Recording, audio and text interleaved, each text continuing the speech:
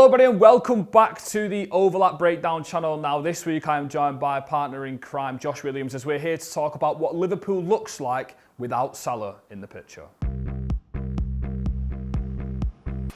Okay, welcome back to the channel, good morning. Obviously Josh is back on the channel with me again to talk about Liverpool, and I said this to you in the lift up there, but every single time you come on it's like something bigger happens every single time, and we have got him back on the show, and today we're going to be talking about the story of the weekend, which is Mohamed Salah with his big quote about not playing. Josh has a pretty strong opinion on it. I have a pretty strong opinion on it. Obviously, I'm not a Liverpool fan, but I'm going to try and play devil's advocate for the majority of this for this piece.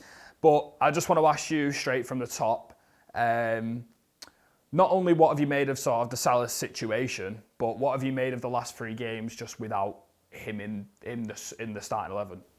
Yeah, this is like that Mick McCarthy meme, isn't it? Where, like, just it can't get any worse, can it? And every time I come in, it's got a little bit worse. Like, but yeah, Liverpool have had a roller coaster of a season so far, and what essentially just happened is the best player at the club, or certainly previously has just thrown like a hand grenade in the middle of the dressing room, basically, despite everything that's going on at the moment. So I think lately Arne Slot has been trying to kind of turn it into a bit of a low events game. Maybe Liverpool tone down the risk a little bit. Obviously we had a week where we conceded 10 in 3 games. I think there was an international break in between. But Liverpool conceded 3 against City, 3 against Forest, 4 against PSV Eindhoven. On the back of that, I think Slot wants to maybe tone it down a little bit. I think Liverpool's suits could maybe absorb the odd little draw, the odd little, maybe even like marginal losses, but if you're getting hammered every week, you're going to get sacked. So I think the idea is being tone it down, let's kind of get out of the news a little bit almost, let's get back to basics. But it felt like that against West Ham, didn't it? Yeah. It just felt like Isak off the mark, of course, like helped, but Vert's got man of the match. Everything just felt a little bit more smoother, clean. Obviously, there was no real media pick-up on the Salah stuff then. But I think the last time I was on, though, I think we've talked about Liverpool, you know, solutions that Slot could explore, and I have suggested at times that his hands are tied a little bit. I've made out that the squad is a bit unbalanced and it's difficult. He's got lots of little mini projects that he's working on. But one of them that I was keen to point out was he can't drop Salah. Yeah. And the reason is because of this. Yeah. This exact thing that we're going through right now is why you can't drop Salah, because there's so much baggage that comes with it. It's not a simple decision. You can't just make it like it's black and white. Yeah. I was wondering always, from the outside looking in, I was like, why has he actually dropped him? What is the reason? Because people have obviously mentioned that it could be the off-the-ball stuff. Now, for people who are a bit like, don't know what I'm on about when I talk about the off-the-ball stuff, so Liverpool like to press in this 4-2-4 or 4-4-2. And oftentimes, me and Josh have spoke on the channel, which is like, Gakpo will sink a lot deeper to follow his man. If this happens here, the right back of the opposition will push up and Gakpo will track that player relentlessly up and down the pitch. But that position where Salah is, sometimes, especially I remember the game at Anfield against Arsenal, he stayed very high and Calafiori was just wandering in behind him. He was Chelsea as well. So this position, he's always narrowing on the press, almost like a right striker, which is obviously this player, which sometimes does latch on to fall back to a roaming behind. But I don't think. Do you really think he's dropped him for the off-ball stuff? Because I don't know if it's that simple for me. I don't think. I think it's the main reason. I don't think it's the only reason. I think if you look at that run of games that I've just mentioned, where Liverpool conceded 10 goals in 3, 2 of those games were at Anfield, and I think if Liverpool want to get back to a place where results are realistic again, where we can start picking up wins, we needed to stop the leak there. We needed to stop the rot. So what Slot did was, in that first game against West Ham, he locked down the right side and he brought in Joe Gomez as the right back, and he dropped Salah and put the best presser in the team on that side, the guy who works more than anyone in Dominic Szoboszlai. And suddenly you had, defensively at least, a balanced team. You had a team that would work as much on the right as it would on the left, and the centre was the same as the centre's been for the whole season.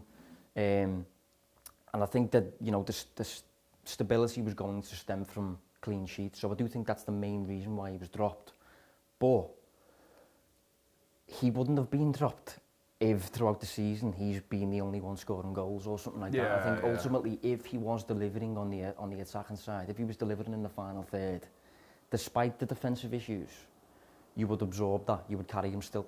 But ultimately, he's not proved to be worth carrying this season. The defensive license that he's afforded is like it's a stipulation kind of thing where like, okay, but you have to break the game for us. Yeah. You have to break the game in the final third. And this season, he just hasn't. Yeah. This revisionism from Liverpool fans is mad to me. He's been awful all season. He really has. He's been any fullback that's remotely athletic has kept a lid on him. And there's some players that he's half got the better of, like Carrera against Real Madrid, maybe a bit of Nico Williams in there against Forest. There's been a few moments like that, but even at best it's been like 50-50, where Nico Williams still wins the other 50%, or Carrera still wins the other 50%. So there's been like no fullback all season that he's he's had on toast. Basically, like he's been ripping apart every 5 minutes. It hasn't been the case. So you're not gaining much from allowing him to cheat on the defensive end. So it's inevitable that if that keeps happening, he's going to have to come out the team. Yeah. And I think that was the logic behind it. In April, Salah said something along the lines of, I read James Pearce's article on The Athletic and he put a good quote in the article from April, and I think it was something like, Salah said, if Slot looks after me defensively, then I'll look after him offensively. And he said to the manager, he was like, I think he's learned a lot throughout the course of the season about how to manage that. I completely agree with what you're saying in terms of he can't play as high if he's not delivering. So he's playing this luxury role, and them luxury roles are given to, for just use historical references, Messi, Mbappe, Neymar, Ronaldo. That level of player who's consistently delivered a ridiculous amount of goals and assists in the games. Now I showed you before. I went through his goals and assists per 90 in his entire career. I'm not just talking about his Liverpool career, his entire career. This is the lowest he's ever had. I'm talking about Fiorentina, even one season at Chelsea, Roma. This is hands down his worst statistical year for output in his career, which is a serious indictment because we're talking about a player who's, saying, I want to be given this role to stay high, to score, to assist, and he's currently not doing enough scoring and assisting to be given the role, which is obviously where the counterpoint comes in. I think that the thing is for me is like against Real Madrid, it's really strange. Like I don't like players who do this. Like United have had so many of these players. When you say do this, you mean like stay high and just like kind of override the team. So like, for me, the Liverpool team, when Salah was even in there, when it was emerging under Klopp, it was like so good to watch, even as a United fan, to watch the players run that hard and go both boxes and play in between and not left anything unturned. It felt like that doesn't feel to me like something Liverpool do, even though it won him a Premier League title and he was obviously the part of that. But for me, I've seen that at United so many times, and I've seen it for people or for players who are now performing like him, and I hated it in terms of the output. Yeah. And I would have hated it as well. I just think, for me, I don't understand. I know he wants to protect his legs, to attack bigger spaces, to be more alive for the finer moments of the game, the output moments, the assists, the dribbles, the 1v1s, everything like that. Yeah. But if your team is struggling and you're not performing, I expect the basics of my players when I'm watching my team, and that is to just fulfill your role. I think that's what's difficult though. Once you kind of grant creative freedom to someone where they almost don't have to defend, and it's kind of superstar status, it's a luxury role as you just said, it's kind of hard to go back. It's kind of hard to then say, I want you to defend again. It's a bit like, well, why? That sort of thing. So I don't think that was ever going to go down well. And if you look at the way Liverpool have tried, I think Liverpool have tried to absorb it for 3 months now. I think, it's been 3 months consistently of Salah playing 90 minutes all the time, just as he always has been. But I think he's got 4 non-pen goals in the Premier League, which just isn't. I think Gakpo's got 4 as well. Yeah. I think, or maybe 5. Ekitike, I think, is pretty sure has got more, despite playing fewer minutes. So it's the kind of trade-off that was absolutely bang on last season. You know, it was like you scratch my back, I'll scratch yours, and it worked at both ends. But this season, after trying it for 3 months and getting to a point where you then concede 10 in 3 games, something has to shift. And if you're so desperate for Slot to start picking up results and to fix the problem, he has to be allowed to drop the player that defends the least. He has to be allowed to do that. Yeah. I've been a little bit surprised by, on the back of it, you know, dropping him for Sunderland as well. I was a bit surprised by that one. I wasn't surprised by Leeds because it was away from home. But to keep him on the bench for all 3 has resulted in this PR disaster. And It is an absolute head scratcher just for Liverpool fans and obviously the club in general, because I think the thing that does to the rest of the dressing room is obviously massively impactful. He's going to go to AFCON in the next couple of weeks, in the next week or so, which obviously the ripple effect from that is massive. And if he's not in the squad and Liverpool somehow decide to go on a run under Arne Slot, it's going to look even worse. So yeah, I've got Liverpool in all comps since the start of last season, with and without Salah. So the average goals for, it goes from 2.1 to 1.9. Average goals against goes up from 1.1 to 1.6. The win percentage is 20% less when he's not playing. The shots per game down. Shots conceded per game is the exact same number. So physically, or statistically, sorry, it looks like Liverpool aren't a better team without Salah on here at the moment. And it's only a sample size of 9 games, so I do understand that. But if, for me, to play devil's advocate, would Slot be not better going the opposite end of the coin, which he's gone from sitting in a passive low block like this in certain cases, to then go in and pressing up high and being sort of relentless in the press and then saving his legs by being higher. Do you know what I mean? Yeah. Saving his legs by being higher and camping out the opposition's half a lot more. Easier said than done, of course, but for me, we've often spoke about these centre-halves always going 2v1, and I think there's a lot of tactical issues that he's been facing throughout the entire season. But if he went man-to-man and he left Salah high when Salah likes to play like here in the press, then would that actually be a better solution? Well, I think that's potentially one of the issues. If you're going man-to-man and Salah's in the team, Salah doesn't generally dominate players on the defensive end. So he will cover ground. You know, I've never once suggested that he's lazy. It's not a laziness thing. It's a superstar status thing. It's a willingness to put a foot in. You know, it's just something he just doesn't do, and he never really has done. And that's part of the reason why he never gets injured. Yeah. Because he's not really like a dog on the defensive end. He just doesn't do things like that. But Liverpool have always been able to absorb it. And to be fair, in Slot's defence, what he's been doing lately in these 3 games. So the West Ham game, we keep a clean sheet, and I think the shots that we end up giving up, I think we're worth in total about 0.3 expected goals. Yeah. That's a bona fide clean sheet, that. Yeah. Then against Sunderland, you face shots worth 0.4 expected goals in total, but we conceded from a deflected shot outside the area. That's just one of them. Yeah. And in the Leeds game, up until the 73rd minute, we'd given away shots worth 0.3 expected goals again. And then Kanate gives away a freebie for no reason whatsoever. Yeah. I will say, we said this on text, I think that Leeds game, I think I watched it back this morning, I also watched the Sunderland game back this morning. That Leeds game for me, it wasn't a performance under Slot where I look at it and go, that was a tactical issue. Because I think he said after the game, he said after the game, like, he didn't want to bring Salah on because we were defending a lead. Yeah. Which is obviously links back to what we're saying about, is it entirely for defending? Because let's be honest, if you were defending a lead, he's more likely to bring on an Endo.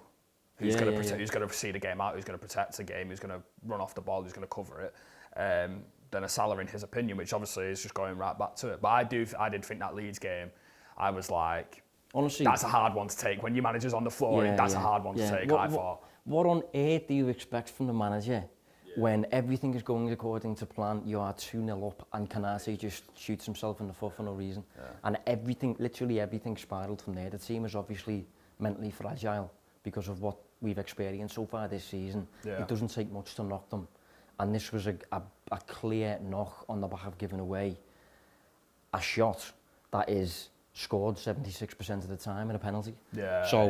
Up until that point though, what I'm getting at is, with Salah out the team, if the intention was to establish a low events game turn down the risk, crucially don't give away much.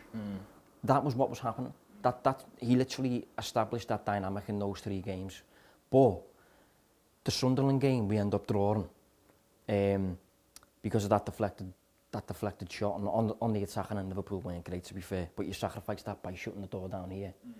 And then in the Leeds game, we don't end up getting the results either because of what Konate does. So I just it is a tough I one. get to a point where I'm like, what can you do? Yeah, it does feel like when everything's going against you, Yeah, it does exactly, feel like yeah. results like that go like well against you. Yeah, when it rains, it pours. Yeah, I've got so just to sort of pinch off the back what Josh is saying there. Now I've got Mohamed Salah's all comps per 90 stats from 2024-2025 season in comparison to this season. So obviously the goals are halved, the expected goals are halved, the shots is only a little bit down, shots on targets a little bit down, conversion rate is down by 9%, big chance conversion rate down by 22%, big chance totals down, but the touches, he's actually getting more touches this season than he was last season. He's getting 50 this season and 49 last season.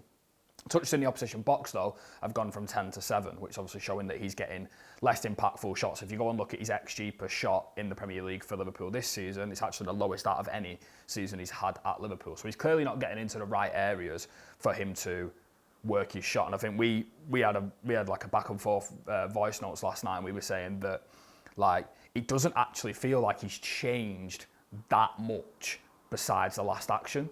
Some of the dribbles are really bad this season. But I just think he's lost that half a yard that comes with age.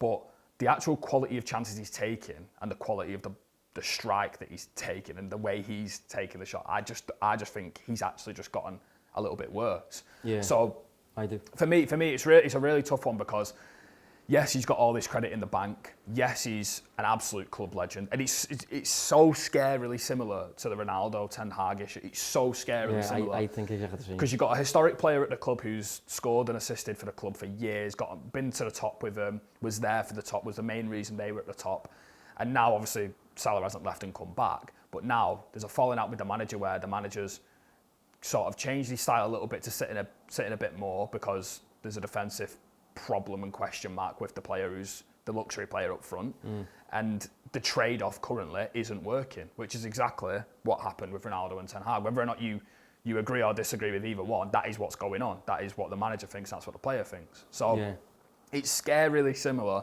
to that situation. Now I want to throw this onto you in a minute, but I was watching the Sunderland game, and I think you actually said something that I only seen after I watched the game back.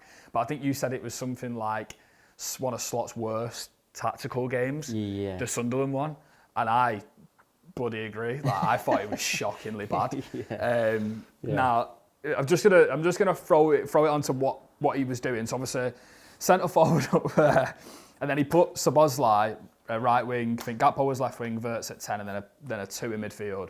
And for some reason, Slot thinks that this was like a good thing to do. So I think this is actually the thumbnail that I've put on the screen right now. So I think this is the thumbnail. So we've got, obviously, your box in midfield here. So you've got Ryan Gravenberch, McAllister, if it is. This is on the ball, by the way. Yeah, this is on the ball. And then he's got the split 2/8s in Szoboszlai and Wirtz, but they're like all over here. Isak was over there. It's the same point we've made in the last video. But then Joe Gomez, like I'll throw on a few screenshots to just show you like on the screen what I'm talking about, because this happened so many times. Joe Gomez is just stood on the right on his own, holding the team's width and playing 1v1 where Salah would.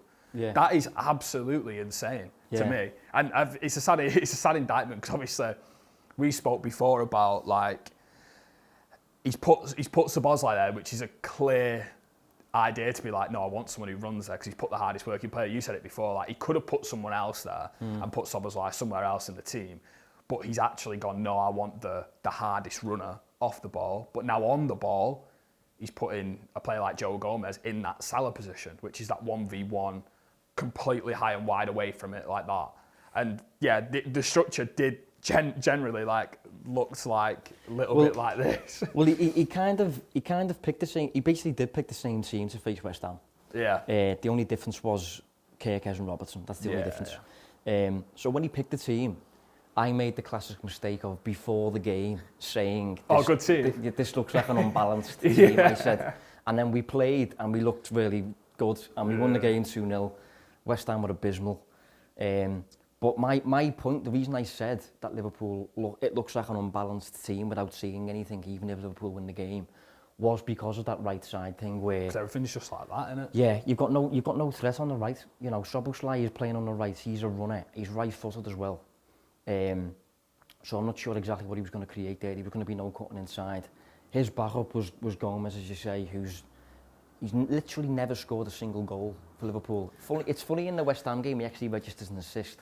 But we get some good crossing the Sunderland game to be fair. Yeah. We get no threat really down that right hand side. People are skewing towards the left, and that's kind of what I meant. And then in the Sunderland game, for 45 minutes, it played out, yeah. And I was like, right, that's what I expected, but at West Ham. So there's definitely a lot of imbalance there on the ball. But when you said the Sunderland game was bad, I thought you were going to mention off the ball. I thought that's off the ball was bad, but because it was like off the ball, it was more of a 4-4-2, and it was kind of like that with these two tasked with covering so much ground. They were pressing in the attacking half, virtually on their own, while everyone else waited back here. The only interest that Liverpool showed in getting high was when Liverpool was stopping like Xhaka. They didn't want Xhaka to get on the stepping ball. Up, yeah. That was a Gravenberch one. He did he went for him like high turnover. Yeah, but it was Vert doing a lot of chasing. It was Isak doing a lot of chasing shadows. Didn't really work. Bit more passive on it again. Yeah. Their manager after the game says we were surprised by the space and time that we were afforded at Anfield, which is a bit of an ominous quote, to be honest. But I haven't thought about it since. I didn't like it because it was at Anfield. Yeah. I think regardless, at Anfield, you should be smothering a team full of players who've never played there before, full of newly promoted players who aren't particularly accustomed to building from the back and all that sort of thing. So I thought Liverpool could have been braver. But since I have wondered, like... It's just that risk-averse. Well, I think Slot's fear of the second ball has increased gradually as the course of the season's gone on. Yeah. And I think he's thought, if we press Sunderland high, they'll go long and we'll suffer from what we've suffered from all season. So I think he kind of prioritised coverage behind the ball. So if Sunderland do go long, we've got lots of players in there to pick up the second ball. And it did technically work. I've just said before, we only give away 0.4 expected goals. But it didn't platform us to dominate though. It didn't give us a platform to control the match. Just give you a platform to somewhat resist chances. And we didn't create anything valuable really from high pressing. I didn't think that, which might have been the case if we'd have went man for man all over the place. I know it's not exactly the same. What Slot's doing right now, where he's gone a little bit more passive off the ball, especially, and he's gone with the Szoboszlai further up the pitch to lead the press when they do jump out. He's gone to Joe Gomez, who's a little bit more of a lockdown player who can play a little bit better 1v1. It feels to me very reminiscent of when managers are really feeling the pressure and they go, we need to stop leaking goals. I think I remember Solskjaer going to 3 at the back towards the back end of his tenure to just get a bit more defensive solidity. For me, the best managers, and Slot is definitely still up there because he's a Premier League winner, don't get me wrong, but them managers always think the next step forward. Joe, something goes bad against Pep or even Klopp, it always feels like they go the polar opposite way of risk-averse. Yeah. They up the risk and they take it to them. And I feel like Slot is now becoming more pragmatic, where in reality for me, especially a Liverpool team, they should be going, now let's take it to them, let's get on top, let's make this a fortress again. Yeah. It's like that Curtis Jones. Obviously, Curtis Jones, after the PSV Eindhoven game, was saying, I just feel like I want to just hit someone and smash into someone. And obviously, it's a hyperbolic... It's a bit Roy Keane, isn't it? Yeah, it's a bit Roy Keane-esque, but I do get what he's on about. But I think he's subliminally blaming what Liverpool are doing off the ball, which is being more passive. He's played in a team that used to go, when we're back up against the walls, we just go and run into people, win the ball high and get the fast breaks and attacks and make the other team not want the ball. Now it feels like Slot's under pressure and he's gone, right, I need to just save the goals, as you said. They've conceded way too many. But it's not like they were starting. It's not like the goals were coming from a ridiculously high press and getting cut through. It was other issues. So for me, it feels like he's got a really strange trade-off now because it's too passive for me. Like you just said, that's somebody. It's way too passive. I don't think it's a long-term fix to play like that. No. And it's almost an insult to the legacy Klopp left behind. Like, Klopp literally spent 10 years establishing Liverpool as a really proactive, really aggressive team. And we're losing that a little bit lately. But away from home, at the moment, I would accept it. Just because of what we've experienced this season, the stylistic nature of the league shifted a little bit. So I haven't got too much of a problem with it away from home. At home though, which was this Sunderland game, I want them to be braver though. Yeah. I want them to be dominating a newly promoted team. And Liverpool showed them, I felt, too much respect. Yeah. It was a game plan that stemmed from fear and thinking too much about what they can do versus what we can do. So yeah, I've got problems with the Sunderland one. But I think ultimately he's trying to find ways to solve the issue, and he's trying to find ways to stop the league. Yeah, so obviously at the time of record, we're doing this on Monday about midday. Slot's going to have a press conference later today to talk about obviously the pre-Inter Milan game, which is going to be nothing about Inter Milan and what they're doing, but it's going to be entirely about Salah, AFCON, what are the plans after AFCON. What do you see? Do you see Liverpool, just before we wrap up, do you see Liverpool sticking with that Szoboszlai off the right, even when Salah isn't in the picture when he goes to AFCON? Do you think that's like the long-term solution, or do you think that was just to, like you say, just to shore it up a little bit more? Yeah, I honestly don't know. I think, I was going to say then I think Salah might be done. Oh really? He might be, yeah.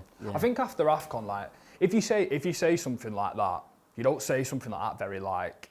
It's worth mentioning in the comments, you know. I've actually got the full quote because I've just realised I've done this and I've not even mentioned the full quote. But I have been at this club scoring more than anyone in this generation since I come to the Premier League. I don't think anyone has scored more goals and made more assists than me in the Premier League. If I'm somewhere else, everybody would go to the media and defend the players. I'm only in one of these situations. And then he mentions the Harry Kane example about when he was not scoring, everyone was like, oh, don't worry, it's Harry Kane, he'll start scoring again, blah, blah, blah. But then he also said one thing that was like, I've earned my right to play here. So he said something like, in the past, I've earned my right to play here. So right now, he feels like he should be given the respect to play. Now I said this to you before, that's not how it works for me. Again, it's the same thing. It's the same issue as the Ronaldo one. Yeah. Where he feels he's earned through the time, but you're only as good as your last match. It's literally one of the most popular quotes in football. Honestly, it's categorically not how it works. No. At the start of every season, everyone starts from zero. Everyone. And if you're not doing it, and he's had a good opportunity to do it for 3 months now, 90 minutes all the time, same role. Okay, the team shifted a little bit. You haven't got Szoboszlai next to you no more. You haven't got Trent behind you anymore. But, you know, there's lots of things going on. But for some of the things he said, you know, but essentially saying I'm entitled to start every single week. He says, the club's thrown me under the bus, he said. Yeah, that's a bad one. He said, I haven't got a relationship with the manager. He's been out the team for a week. I'm going to say that again, just to like add a bit of dramatic effect. He's been out the team for 7 days, and this is his reaction. Honestly, it's categorically not for me. Yeah. It's not for me, mate, at all. This superstar status, and I find it hard as it stands right now. At least maybe it's a bit fresh in that, but I find it hard to see how he comes back from that. Yeah, we were talking before. Like I think I even said it on here actually. Like Liverpool have never been that club, that superstar club. They're not a PSG. I know PSG are different now, but when PSG give all the license to the superstars to say hi, you know, United have done it a few times over the years. Like, you've not been that club. No. And I feel like it's a real damning effect on sort of what you've built that squad on. Like in the past years, you said before about the Klopp era and what that stood for. He's won a title now. I know it's a completely different style of play, but it does feel like a bit of a bold indictment to just. It's funny. I wrote a piece last night and I was thinking about it and I was like, the reason he's conducted that interview is the exact reason why he's out the team, because his priority is not the collective. He's conducted that interview for himself. It's a self-serving thing to do. It's quite a selfish thing to do. No care for your teammates or anything like that. That's why he's not playing, because that's the mindset he's got. He's a single-minded player. He's, kind of a lot of ego, self-absorbed, that sort of thing. That's one of the reasons why it's delivered to such an extent over the years. But if you sat there wondering, I don't know why this is happening to me, he said. He's been out the team for a week, again, by the way. But if you want to know why it's happening, ask yourself why you've done the interview. That's why. That's why you're out the team. Because Liverpool right now cannot afford to carry anyone, carry any kind of superstar. Need to go back to basics, need to shut the door on the defensive end.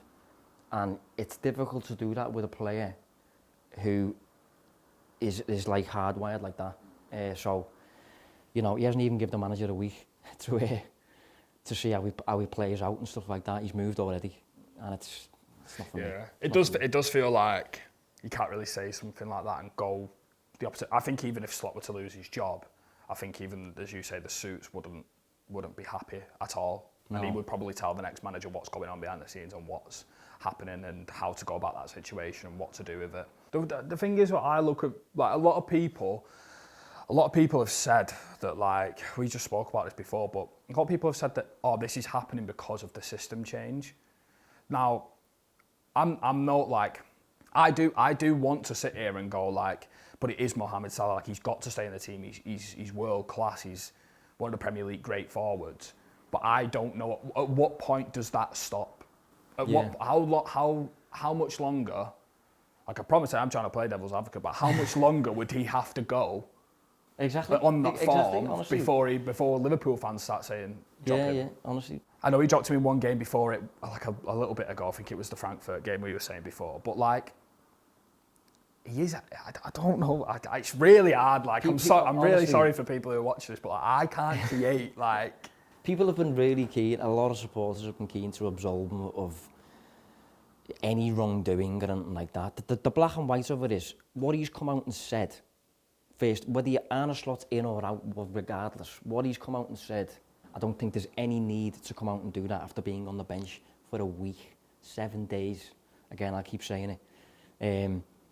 But, you know, people have touched on the fact he is a scapegoat and all this, and this, you know, Salah's not to blame and all this nonsense. It's not about blame.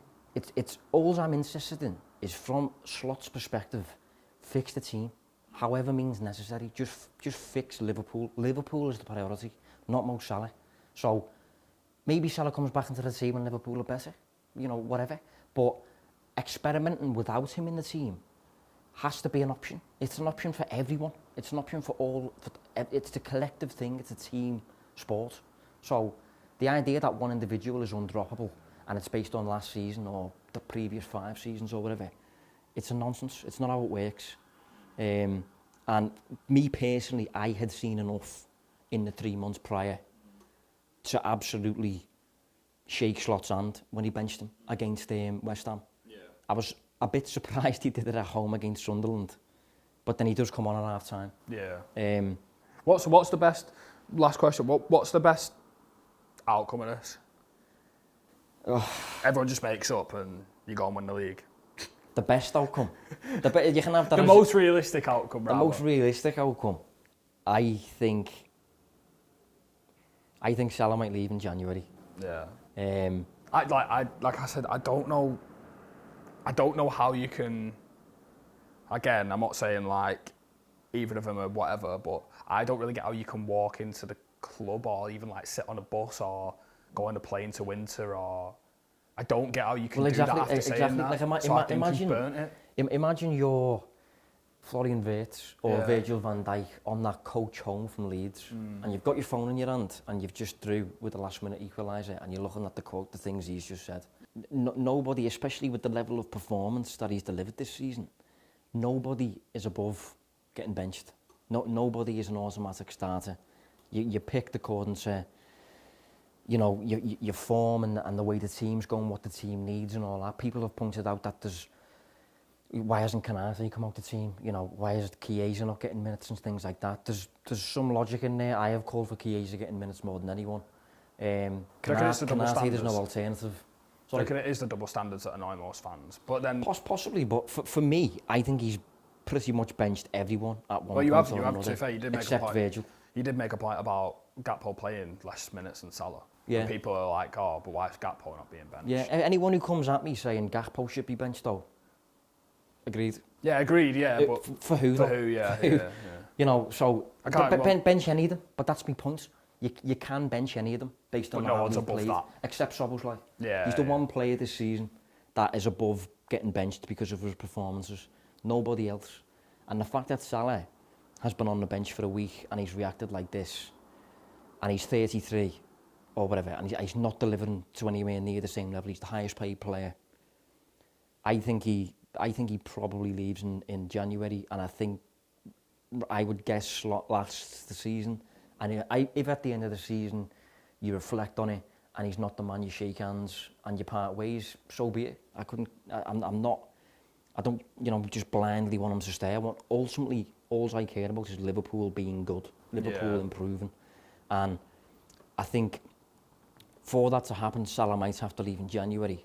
And for that to happen as a unit, I think the best outcome might be Slot stays till the end of the season. Because if you try and... The next decision you make is really important. So to make that in the middle of a season when whoever comes in hasn't got he's got a game every 3 days and hasn't got his coaching staff with him maybe, or that's a decision for me that you make when you've got time to make it, and you make it in the summer and you get all your information considered and stuff like that. But right now it's messy. Yeah, well, I think my head's burnt just like a Liverpool fan. Tell me about it, yeah. Tell me about it. But anyway, thank you very, very much for watching this episode of the Overlap Breakdown. Please don't forget to like, comment, and follow the channel. And don't forget to check out Josh Williams' stuff in the comment description below. And we'll see you next week for some more analysis. Thank you.